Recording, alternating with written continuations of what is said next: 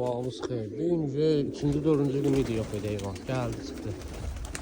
Hasan gelmişdik bilmirəm amma məncə üçüncü gündür biləm heyvan yoxdur. Amma gəldi heyvan.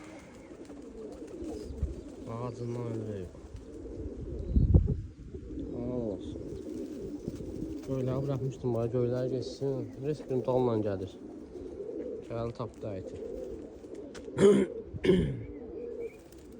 Benim baba heyvan ne oldu? Hara yoxa çıxdı bu qoş? Allah heyvanı. Sevinir yerini tapır.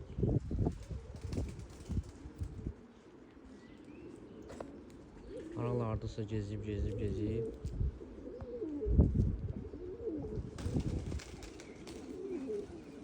Boş torpağı axtarır, nəsə tapsın yesin. Halal olsun.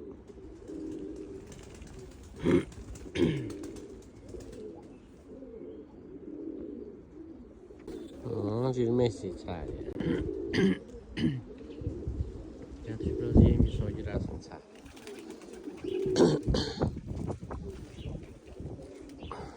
Hadi. Yüngül olub təmsi. Ağır heyvan 3 gün gezi varıcı yüngülləşib.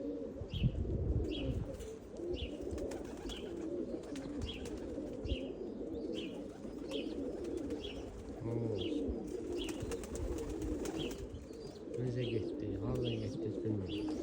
Gördüm, quş yox da idi.